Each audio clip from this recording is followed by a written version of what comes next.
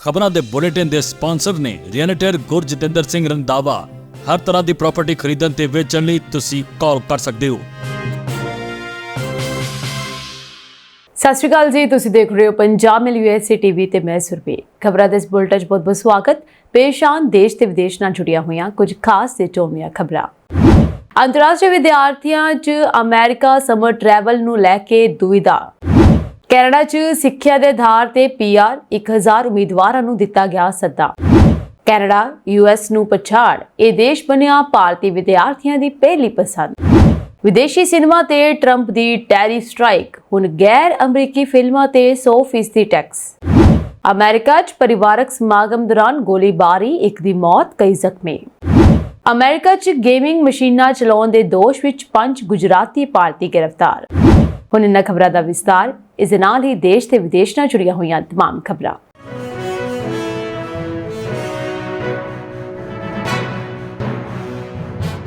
America ਦੇ ਰਾਸ਼ਟਰਪਤੀ Donald Trump ਦੀ ਸਖਤ ਨੀਤੀਆਂ ਕਾਰਨ ਅੰਤਰਰਾਸ਼ਟਰੀ ਵਿਦਿਆਰਥੀ ਵੱਡੇ ਪੱਧਰ ਤੇ ਪ੍ਰਭਾਵਿਤ ਹੋਏ ਹਨ। ਪਰਿਵਾਰ ਨੂੰ ਮਿਲਣ, ਛੁੱਟੀਆਂ ਮਨਾਉਣ ਜਾਂ ਖੋਜ ਕਰਨ ਲਈ ਗਰਮੀਆਂ ਦੀ ਯਾਤਰਾ ਕਰਨ ਸੰਬੰਧੀ ਵਿਚਾਰ ਕਰਨ ਵਾਲੇ ਅੰਤਰਰਾਸ਼ਟਰੀ ਵਿਦਿਆਰਥੀ ਟਰੰਪ ਪ੍ਰਸ਼ਾਸਨ ਦੀ ਸਖਤੀ ਕਾਰਨ 2 ਵਾਰ ਸੋਚ ਰਹੇ ਹਨ, ਜਿਸ ਨੇ ਅਸੁਰੱਖਿਆ ਦੀ ਭਾਵਨਾ ਨੂੰ ਵਧਾ ਦਿੱਤਾ ਹੈ।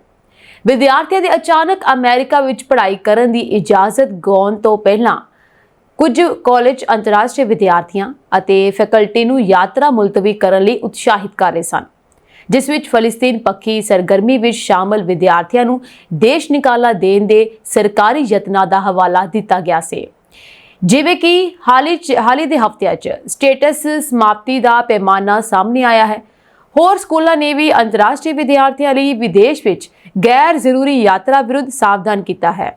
ਉਦਾਹਰਨ ਲਈ ਯੂਨੀਵਰਸਿਟੀ ਆਫ ਕੈਲੀਫੋਰਨੀਆ ਬਰਕਲੇ ਨੇ ਪਿਛਲੇ ਹਫ਼ਤੇ ਇੱਕ ਸਲਾਹ ਜਾਰੀ ਕੀਤੀ ਸੀ, ਜਿਸ ਵਿੱਚ ਕਿਹਾ ਗਿਆ ਸੀ ਕਿ ਆਉਣ ਵਾਲੀ ਅੰਤਰਰਾਸ਼ਟਰੀ ਯਾਤਰਾ ਸਖਤ ਜਾਂਚ ਅਤੇ ਲਾਗੂ ਕਰਨ ਕਾਰਨ ਜ਼ੋਖਮ ਭਰੀ ਹੈ।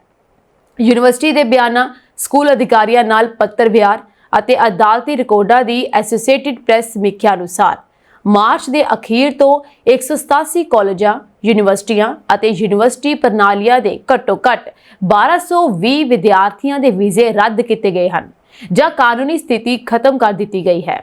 ਹਾਲਾਂਕਿ ਪ੍ਰਭਾਵਿਤ ਵਿਦਿਆਰਥੀਆਂ ਦੀ ਗਿਣਤੀ ਕਿਤੇ ਜ਼ਿਆਦਾ ਜਾਪਦੀ ਹੈ। 10 ਅਪ੍ਰੈਲ ਨੂੰ ਇਮੀਗ੍ਰੇਸ਼ਨ ਅਤੇ ਕਸਟਮ ਇਨਫੋਰਸਮੈਂਟ ਦੇ ਜਵਾਬ ਅਨੁਸਾਰ ਘੱਟੋ-ਘੱਟ 4736 ਅੰਤਰਰਾਸ਼ਟਰੀ ਵਿਦਿਆਰਥੀਆਂ ਦੇ ਵੀਜ਼ਾ ਰਿਕਾਰਡ ਇੱਕ ਸਰਕਾਰੀ ਡਾਟਾਬੇਸ ਵਿੱਚ ਖਤਮ ਕਰ ਦਿੱਤੇ ਗਏ ਸਨ, ਜੋ ਉਹਨਾਂ ਦੀ ਕਾਨੂੰਨੀ ਸਥਿਤੀ ਨੂੰ ਬਣਾਈ ਰੱਖਦਾ ਹੈ। ਤੇਜ਼ੀ ਨਾਲ ਵਿਕਸਿਤ ਹੋ ਰਹੀ ਸਥਿਤੀ ਨੇ ਕਾਲਜਾਂ ਨੂੰ ਵਿਦਿਆਰਥੀਆਂ ਨੂੰ ਸਲਾਹ ਦੇਣ ਲਈ ਮਜਬੂਰ ਕਰ ਦਿੱਤਾ ਹੈ। ਮਿਸ਼ੀਗਨ ਕਾਲਜ ਦਾ ਇੱਕ ਕਰਮਚਾਰੀ, ਜੋ ਅੰਤਰਰਾਸ਼ਟਰੀ ਵਿਦਿਆਰਥੀਆਂ ਨੂੰ ਵੀਜ਼ਾ ਪ੍ਰਕਿਰਿਆ ਵਿੱਚ ਨੈਵੀਗੇਟ ਕਰਨ ਵਿੱਚ ਮਦਦ ਕਰਦਾ ਹੈ, ਉਸਨੇ ਕਿਹਾ ਕਿ ਵਿਦਿਆਰਥੀ ਗਰਮੀਆਂ ਦੀਆਂ ਯਾਤਰਾ ਬਾਰੇ ਪਹਿਲਾਂ ਨਾਲੋਂ ਕਿਤੇ ਜ਼ਿਆਦਾ ਪੁੱਛਗਿੱਛ ਕਰ ਰਹੇ ਹਨ। ਪਿਛਲੇ ਸਾਲ ਅਮਰੀਕਾ ਨੇ ਲਗਭਗ 1.1 ਮਿਲੀਅਨ ਅੰਤਰਰਾਸ਼ਟਰੀ ਵਿਦਿਆਰਥੀਆਂ ਦੀ ਮੇਜ਼ਬਾਨੀ ਕੀਤੀ, ਜੋ ਕਿ ਬਹੁਤ ਸਾਰੇ ਸਕੂਲਾਂ ਵਿੱਚ ਜ਼ਰੂਰੀ ਟਿਊਸ਼ਨ ਮਾਲੀਆ ਦਾ ਇੱਕ ਸਰੋਤ ਹੈ। ਵਕੀਲਾਂ ਦਾ ਕਹਿਣਾ ਹੈ ਕਿ ਇਹ ਗਿਣਤੀ ਸੁੰਗੜਨ ਦੀ ਸੰਭਾਵਨਾ ਹੈ, ਕਿਉਂਕਿ ਕ੍ਰੈਕਡਾਊਨ ਅਮਰੀਕਾ ਦੀ ਅਪੀਲ ਨੂੰ ਨੁਕਸਾਨ ਪਹੁੰਚਾਉਂਦਾ ਹੈ। ਕੈਨੇਡਾ ਦੀ PR ਲੈਣ ਦੇ ਚਾਹਵਾਨ ਭਾਰਤੀਆਂ ਲਈ ਚੰਗੀ ਖਬਰ ਹੈ।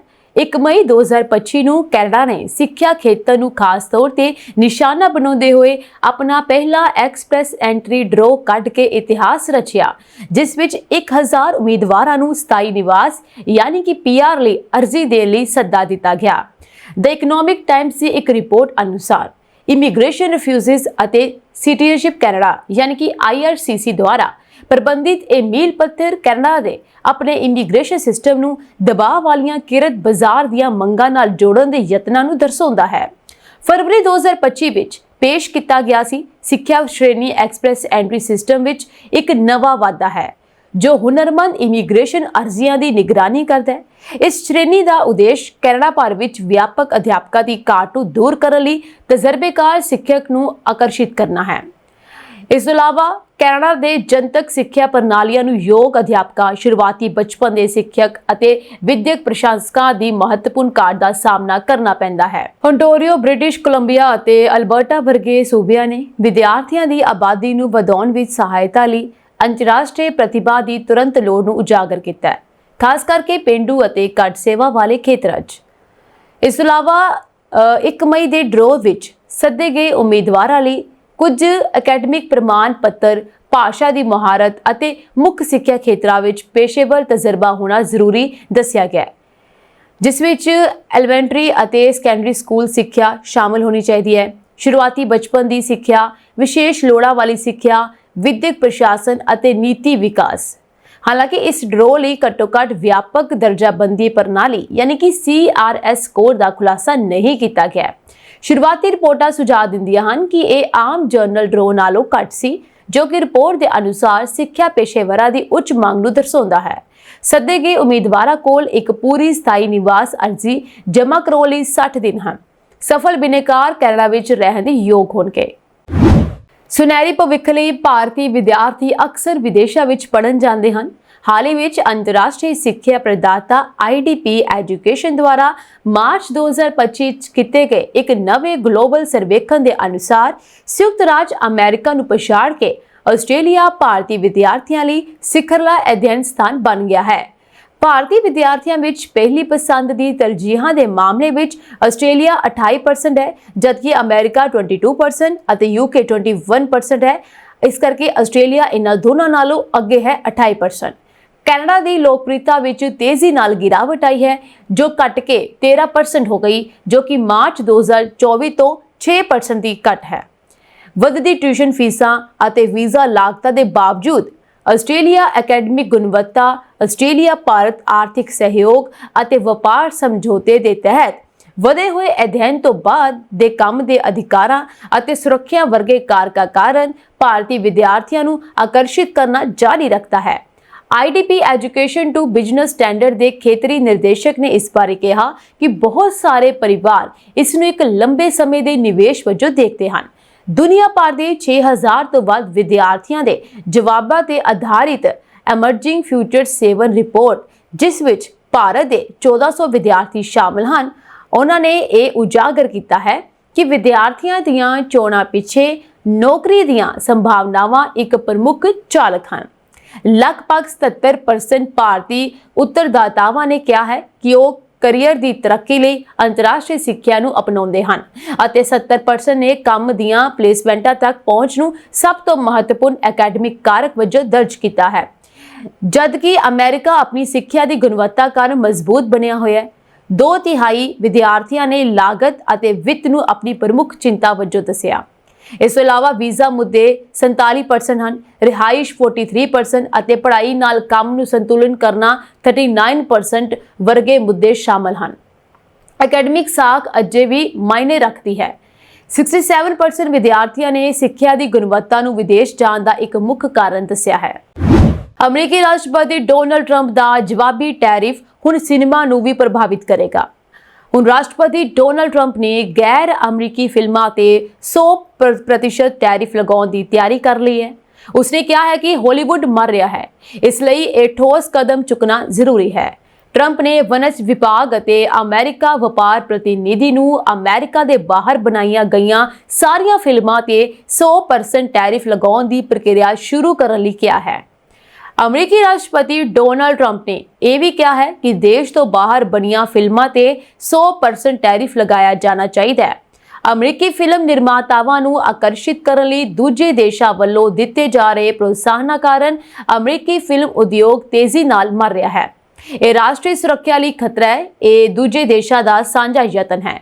ਟਰੰਪ ਨੇ ਕਿਹਾ ਕਿ ਹਾਲੀਵੁੱਡ ਅਤੇ ਅਮਰੀਕਾ ਦੇ ਕਈ ਹੋਰ ਖੇਤਰ ਤਬਾਹ ਹੋ ਰਹੇ ਹਨ, ਇਸ ਲਈ ਉਹ ਵਣਜ ਵਿਭਾਗ ਅਤੇ ਸੰਯੁਕਤ ਰਾਜ ਵਪਾਰ ਪ੍ਰਤੀਨਿਧੀ ਨੂੰ ਸਾਡੇ ਦੇਸ਼ ਵਿੱਚ ਆਉਣ ਵਾਲੀਆਂ ਸਾਰੀਆਂ ਫਿਲਮਾਂ ਤੇ 100% ਟੈਰਿਫ ਲਗਾਉਣ ਦੀ ਪ੍ਰਕਿਰਿਆ ਤੁਰੰਤ ਸ਼ੁਰੂ ਕਰਨ ਦਾ ਅਧਿਕਾਰ ਦਿੰਦਾ ਹੈ, ਜੋ ਵਿਦੇਸ਼ੀ ਧਰਤੀ ਤੇ ਬਣੀਆਂ ਹਨ। ਅਸੀਂ ਚਾਹੁੰਦੇ ਹਾਂ ਕਿ ਅਮਰੀਕਾ ਵਿੱਚ ਦੁਬਾਰਾ ਫਿਲਮਾਂ ਬਣਾਈਆਂ ਜਾਣ। ਅਮਰੀਕਾ ਦੇ ਵਣਜ ਸਕੱਤਰ ਹਾਵਰਡ ਲੂਟਨਿਕ ਨੇ ਕਿਹਾ ਕਿ ਅਸੀਂ ਇਸ ਤੇ ਕੰਮ ਕਰ ਰਹੇ ਹਾਂ। ਇਹ ਅਜੇ ਸਪਸ਼ਟ ਨਹੀਂ ਹੈ ਕਿ ਟੈਰਿਫ ਵਿਦੇਸ਼ਾਂ ਵਿੱਚ ਫਿਲਮਾਂ ਬਣਾਉਣ ਵਾਲੀਆਂ ਵਿਦੇਸ਼ੀ ਜਾਂ ਅਮਰੀਕੀ ਪ੍ਰੋਡਕਸ਼ਨ ਕੰਪਨੀਆਂ ਨੂੰ ਨਿਸ਼ਾਨਾ ਬਣਾਉਣਗੇ। ਇਹ ਸਪਸ਼ਟ ਹੈ ਕਿ ਅਮਰੀਕਾ ਆਪਣੇ ਦੇਸ਼ ਵਿੱਚ ਆਉਣ ਵਾਲੀਆਂ ਫਿਲਮਾਂ ਵਿੱਚ ਥੋੜੀ ਜਿਹੀ ਕਟੌਤੀ ਕਰੇਗਾ। ਅਮਰੀਕੀ ਰਾਸ਼ਟਰਪਤੀ ਡੋਨਾਲਡ ਟਰੰਪ ਨੇ 2 ਅਪ੍ਰੈਲ ਨੂੰ ਭਾਰਤ ਅਤੇ ਚੀਨ ਸਮੇਤ ਕਈ ਦੇਸ਼ਾਂ ਤੇ ਭਾਰੀ ਪਰਸਪਰ ਟੈਰਿਫ ਲਗਾਉਣ ਦਾ ਐਲਾਨ ਕੀਤਾ। ਇਸ ਤੋਂ ਬਾਅਦ 9 ਅਪ੍ਰੈਲ ਨੂੰ ਟਰੰਪ ਨੇ ਚੀਨ ਅਤੇ ਹਾਂਗਕਾਂਗ ਨੂੰ ਛੱਡ ਕੇ 9 ਜੁਲਾਈ ਤੱਕ 90 ਦਿਨਾਂ ਲਈ ਟੈਰਿਫ ਮੁਅੱਤਲ ਕਰਨ ਦਾ ਐਲਾਨ ਕੀਤਾ, ਕਿਉਂਕਿ ਲਗਭਗ 75 ਦੇਸ਼ਾਂ ਨੇ ਵਪਾਰਕ ਸੌਦਿਆਂ ਲਈ ਅਮਰੀਕਾ ਦੇ ਨਾਲ ਸੰਪਰਕ ਕੀਤਾ ਸੀ। ਹਾਲਾਂਕਿ ਇਹਨਾਂ ਦੇਸ਼ਾਂ ਤੇ ਲਗਾਇਆ ਗਿਆ 10% ਦਾ ਬੇਸਲਾਈਨ ਟੈਰਿਫ ਅਜੇ ਵੀ ਲਾਗੂ ਹੈ। ਇਸ ਤੋਂ ਇਲਾਵਾ ਸਟੀਲ, ਐਲੂਮੀਨੀਅਮ ਅਤੇ ਆਟੋ ਪਾਰਟਸ ਤੇ ਵੀ 25% ਡਿਊਟੀ ਲਾਗੂ ਹੈ। ਅਮਰੀਕਾ ਦੇ ਸ਼ਹਿਰ ਹਿਊਸਟਨ ਵਿੱਚ ਦੇਰ ਰਾਤ ਇੱਕ ਸਮਾਗਮ ਦੌਰਾਨ ਹੋਈ ਗੋਲੀਬਾਰੀ ਵਿੱਚ ਇੱਕ ਵਿਅਕਤੀ ਦੀ ਮੌਤ ਹੋ ਗਈ ਅਤੇ ਲਗਭਗ 14 ਲੋਕ ਜ਼ਖਮੀ ਹੋ ਗਏ। ਪੁਲਿਸ ਨੇ ਜਾਣਕਾਰੀ ਦਿੱਤੀ ਹੈ। ਸਹਾਇਕ ਪੁਲਿਸ ਮੁਖੀ ਪੈਟਰੀਸ਼ੀਆ ਕੈਂਟੂ ਨੇ ਇੱਕ ਪ੍ਰੈਸ ਕਾਨਫਰੰਸ ਵਿੱਚ ਕਿਹਾ ਕਿ ਦੱਖਣ ਪੂਰਬੀ ਹਿਊਸਟਨ ਦੇ ਚੈਰੀ ਹਿਲ ਖੇਤਰ ਵਿੱਚ ਸਥਾਨਕ ਸਮੇਂ ਅਨੁਸਾਰ ਯਾਨੀ ਕਿ ਦੁਪਹਿਰ 12:50 ਤੇ ਗੋਲੀਬਾਰੀ ਦੀ ਸੂਚਨਾ ਮਿਲੀ। ਅਧਿਕਾਰੀਆਂ ਨੇ ਦੱਸਿਆ ਕਿ ਜਦੋਂ ਪੁਲਿਸ ਮੌਕੇ ਤੇ ਪਹੁੰਚੀ ਤਾਂ ਉਹਨਾਂ ਨੂੰ ਇੱਕ ਘਰ ਦੇ ਆਲੇ-ਦੁਆਲੇ ਕਈ ਲੋਕ ਜ਼ਖਮੀ ਮਿਲੇ। ਪੁਲਿਸ ਦਾ ਕਹਿਣਾ ਹੈ ਕਿ ਇਹ ਇੱਕ ਪਰਿਵਾਰਕ ਸਮਾਗਮ ਸੀ ਜਿਸ ਵਿੱਚ ਇੱਕ ਅਣਜਾਣ ਵਿਅਕਤੀ ਬਿਨਾਂ ਬੁਲਾਏ ਪਹੁੰਚਿਆ। ਜਦੋਂ ਉਸ ਨੂੰ ਜਾਣ ਲਈ ਕਿਹਾ ਗਿਆ ਤਾਂ ਉਸਨੇ ਗੋਲੀਬਾਰੀ ਸ਼ੁਰੂ ਕਰ ਦਿੱਤੀ। ਇਸ ਤੋਂ ਬਾਅਦ ਕੁਝ ਹੋਰ ਲੋਕਾਂ ਨੇ ਵੀ ਜਵਾਬੀ ਕਾਰਵਾਈ ਵਿੱਚ ਗੋਲੀਬਾਰੀ ਕੀਤੀ। ਹਿਊਸਟਨ ਫਾਇਰ ਡਿਪਾਰਟਮੈਂਟ ਮੌਕੇ ਤੇ ਪਹੁੰਚਿਆ ਅਤੇ ਇੱਕ ਵਿਅਕਤੀ ਦੀ ਮੌਤ ਦੀ ਪੁਸ਼ਟੀ ਕੀਤੀ ਹੈ। ਕੈਂਟੂ ਅਨੁਸਾਰ ਕਈ ਲੋਕਾਂ ਦੀ ਹਾਲਤ ਗੰਭੀਰ ਸੀ। ਉਹਨਾਂ ਨੇ ਇਹ ਵੀ ਕਿਹਾ ਕਿ ਕੁਝ ਪੀੜਿਤ ਆਪਣੇ ਆਪ ਇਲਾਜ ਲਈ ਨੇੜਲੇ ਹਸਪਤਾਲਾਂ ਵਿੱਚ ਪਹੁੰਚ ਗਏ। ਉਹਨਾਂ ਨੇ ਕਿਹਾ ਕਿ ਪੁਲਿਸ ਨੇ ਕਈ ਲੋਕਾਂ ਨੂੰ ਹਿਰਾਸਤ ਵਿੱਚ ਲਿਆ ਹੈ, ਪਰ ਇਹ ਤੁਰੰਤ ਸਪਸ਼ਟ ਨਹੀਂ ਹੋਇਆ ਹੈ ਕਿ ਕੀ ਉਹਨਾਂ ਨੇ ਗੋਲੀਬਾਰੀ ਵਿੱਚ ਸ਼ੱਕੀ ਨੂੰ ਫੜ ਲਿਆ ਹੈ। ਬੀਤੇ ਦਿਨ ਅਮਰੀਕਾ ਦੇ ਜਾਰਜੀਆ ਵਿੱਚ ਸਥਾਨਕ ਪੁਲਿਸ ਨੇ 5 ਗੁਜਰਾਤੀ ਭਾਰਤੀ ਲੋਕਾਂ ਨੂੰ ਕਥਿਤ ਤੌਰ ਤੇ ਗੈਰ ਕਾਨੂੰਨੀ ਢੰਗ ਨਾਲ ਗੇਮਿੰਗ ਮਸ਼ੀਨਾਂ ਚਲਾਉਣ ਦੇ ਦੋਸ਼ ਵਿੱਚ ਗ੍ਰਿਫਤਾਰ ਕੀਤਾ ਹੈ। ਗਲੇਨ ਕਾਉਂਟੀ ਪੁਲਿਸ ਵਿਭਾਗ ਅਨੁਸਾਰ ਬ੍ਰੰਸਵਿਕ ਵਿੱਚ ਚੱਲ ਰਹੇ ਕੁੱਲ 6 ਵੱਖ-ਵੱਖ ਕਾਰੋਬਾਰਾਂ ਤੇ ਪੁਲਿਸ ਵੱਲੋਂ ਛਾਪੇਮਾਰੀ ਕੀਤੀ ਗਈ। ਛਾਪੇਮਾਰੀ ਦੌਰਾਨ 5 ਗੁਜਰਾਤੀ ਭਾਰਤੀਆਂ ਸਮੇਤ 6 ਲੋਕਾਂ ਨੂੰ ਗ੍ਰਿਫਤਾਰ ਕੀਤਾ ਗਿਆ। ਹਾਲਾਂਕਿ ਪੁਲਿਸ ਨੇ ਅਜੇ ਤੱਕ ਪੁਸ਼ਟੀ ਨਹੀਂ ਕੀਤੀ ਹੈ ਕਿ ਉਹ ਕਾਰੋਬਾਰ ਦੇ ਮਾਲਕ ਹਨ ਜਾਂ ਕਰਮਚਾਰੀ। ਦੱਸਣਯੋਗ ਹੈ ਕਿ ਸਿੱਕਿਆਂ ਦੇ ਨਾਲ ਚੱਲਣ ਵਾਲੀਆਂ ਮਨੋਰੰਜਨ ਮਸ਼ੀਨਾਂ ਚਲਾਉਣ ਵਿੱਚ ਸ਼ਾਮਲ ਇਹ ਸਾਰੇ ਲੋਕ ਗੈਰ ਕਾਨੂੰਨੀ ਨਕਦੀ ਵੰਡ ਦੇ ਦੋਸ਼ੀ ਪਾਏ ਗਏ ਹਨ। ਜ਼ਿਆਦਾਤਰ ਅਜਿਹੇ ਮਾਮਲਿਆਂ 'ਚ ਨਾ ਸਿਰਫ ਸਟੋਰ ਮਾਲਕ ਤੇ ਮੁਕੱਦਮਾ ਚਲਾਇਆ ਜਾਂਦਾ ਹੈ, ਸਗੋਂ ਉੱਥੇ ਕੰਮ ਕਰਨ ਵਾਲੇ ਵਿਅਕਤੀ ਨੂੰ ਵੀ ਜੇਲ੍ਹ ਜਾਣਾ ਪੈ ਸਕਦਾ ਹੈ। ਅਮਰੀਕਾ ਦੀ ਸਾਬਕਾ ਉਪ ਰਾਸ਼ਟਰਪਤੀ ਕਮਲਾ ਹੈਰਿਸ ਨੇ ਆਪਣੇ ਡਾਂਸ ਦੇ ਨਾਲ ਸਭ ਨੂੰ ਹੈਰਾਨ ਕਰ ਦਿੱਤਾ। ਅਮਰੀਕੀ ਰਾਸ਼ਟਰਪਤੀ ਚੋਣਾਂ ਵਿੱਚ ਉਸ ਦੀ ਹਾਰ ਤੋਂ ਬਾਅਦ ਉਸ ਦੇ ਡਾਂਸ ਲਈ ਜਨਤਕ ਤੌਰ ਤੇ ਉਸ ਦੀ ਪ੍ਰਸ਼ੰਸਾ ਕੀਤੀ ਗਈ। ਉਹਨਾਂ ਨੇ ਬੂਟਸ ਔਨ ਦ ਗਰਾਊਂਡ ਗੀਤ ਤੇ ਡਾਂਸ ਕੀਤਾ। ਉਸਨੇ ਸੈਨ ਫ੍ਰਾਂਸਿਸਕੋ ਕੈਲੀਫੋਰਨੀਆ ਦੇ ਵਿੱਚ ਐਮਰਜ ਅਮਰੀਕਾ ਦੀ 20ਵੀਂ ਬਰਸੀ ਦੇ ਸਮਾਰੋਹ ਵਿੱਚ ਸਮੱਗਰੀ ਸਿਰਜਣਹਾਰ ਕੈਨੇਥ ਵਾਲਡਨ ਨਾਲ ਡਾਂਸ ਕੀਤਾ। ਉਸਦਾ ਡਾਂਸ ਇਸ ਸਮੇਂ ਸੋਸ਼ਲ ਮੀਡੀਆ ਤੇ ਟ੍ਰੈਂਡ ਕਰ ਰਿਹਾ ਹੈ। ਇਹ ਨਾਚ ਸਾਰਿਆਂ ਨੂੰ ਬਹੁਤ ਪ੍ਰਭਾਵਿਤ ਕਰ ਰਿਹਾ ਹੈ। ਕਮਲਾ ਹੈਰਿਸ 2024 ਦੀਆਂ ਅਮਰੀਕੀ ਰਾਸ਼ਟਰਪਤੀ ਚੋਣਾਂ ਵਿੱਚ ਟਰੰਪ ਤੋਂ ਹਾਰ ਗਈ ਸੀ। ਉਦੋਂ ਤੋਂ ਉਹ ਬਹੁਤ ਵਾਰ ਨਹੀਂ ਦੇਖੀ ਗਈ। ਉਹਨਾਂ ਨੇ ਹਾਲ ਹੀ ਵਿੱਚ ਇੱਕ ਜਨਤਕ ਸਮਾਗਮ 'ਚ ਆਪਣੇ ਡਾਂਸ ਨਾਲ ਸਾਰਿਆਂ ਨੂੰ ਖੂਬ ਪ੍ਰਭਾਵਿਤ ਕੀਤਾ।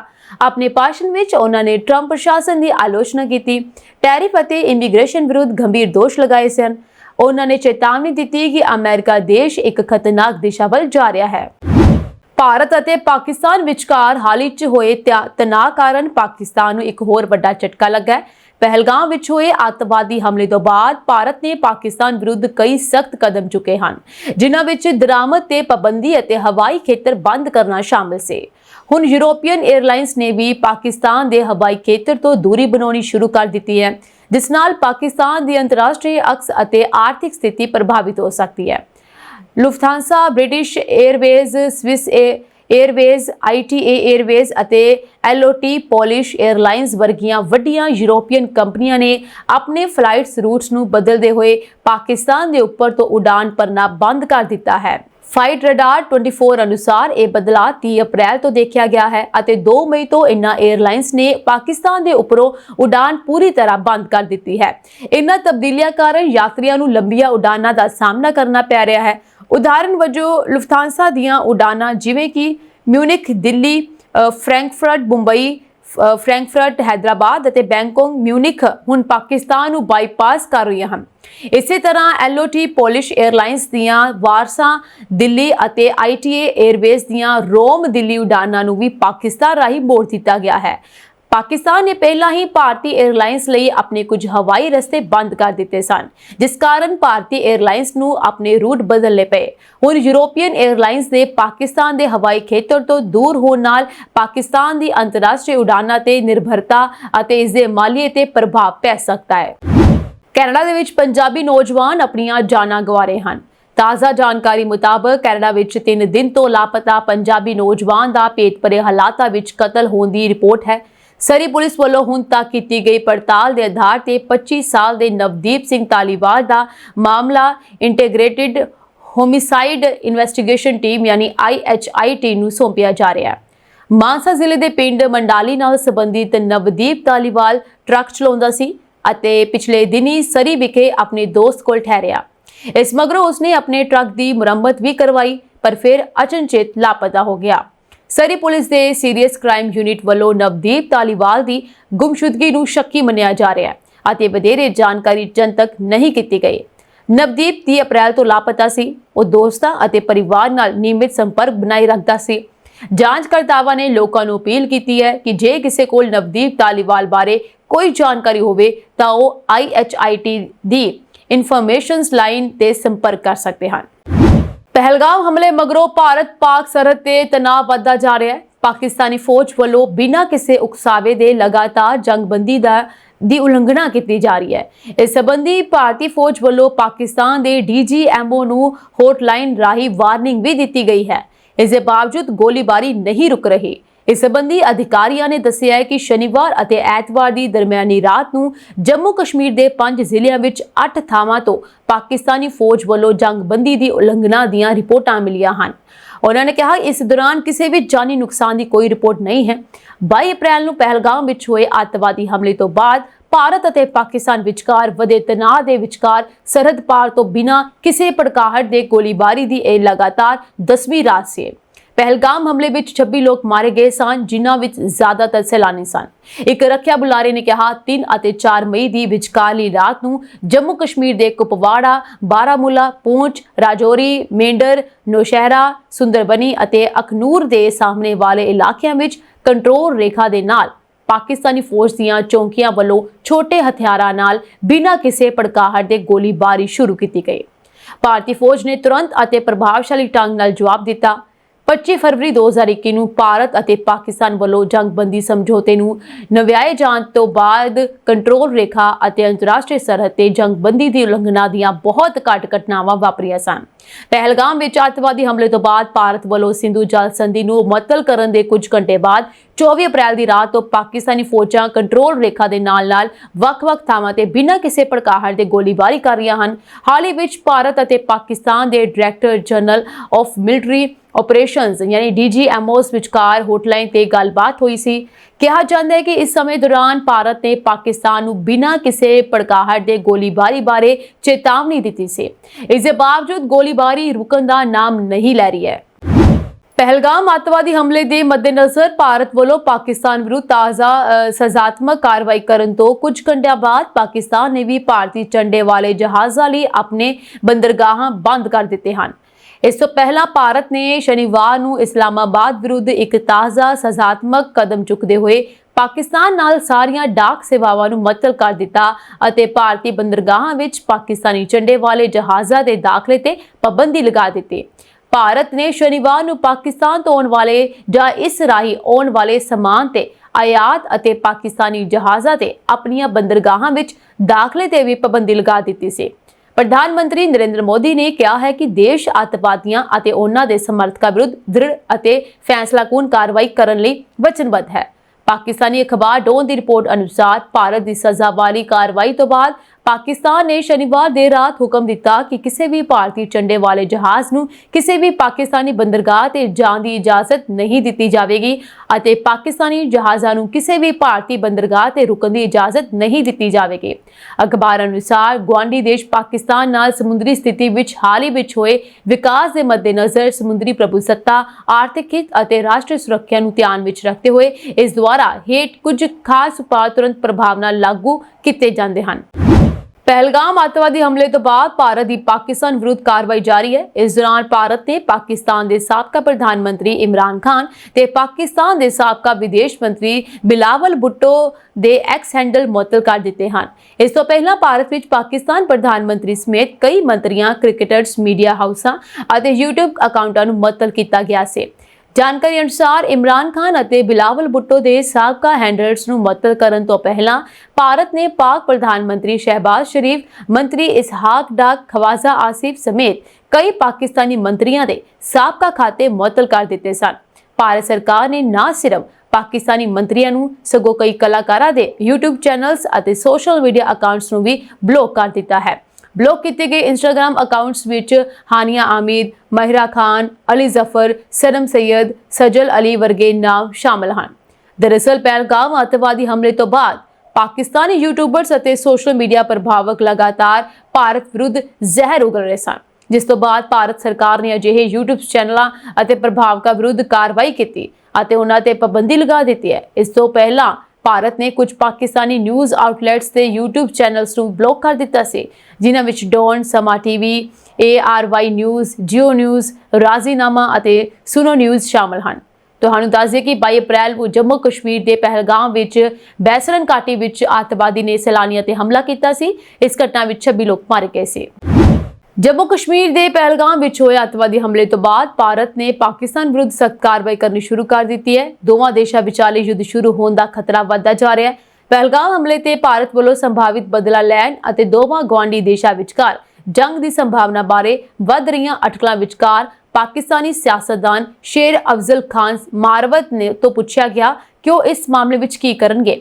ਪਾਕਿਸਤਾਨ ਨੈਸ਼ਨਲ ਅਸੈਂਬਲੀ ਮੈਂਬਰ ਮਾਰਵਾਤ ਨੂੰ ਇੱਕ ਪੱਤਰਕਾਰ ਨੇ ਪੁੱਛਿਆ ਕਿ ਕੀ ਉਹ ਭਾਰਤ ਅਤੇ ਪਾਕਿਸਤਾਨ ਵਿਚਕਾਰ ਜੰਗ ਲੜਨਗੇ, ਜਿਸ ਦਾ ਉਹਨਾਂ ਨੇ ਸਿੱਧਾ ਜਵਾਬ ਦਿੱਤਾ, ਜੇ ਜੰਗ ਸ਼ੁਰੂ ਹੋ ਜਾਂਦੀ ਹੈ ਤਾਂ ਉਹ ਇੰਗਲੈਂਡ ਚਲਾ ਜਾਵੇਗਾ।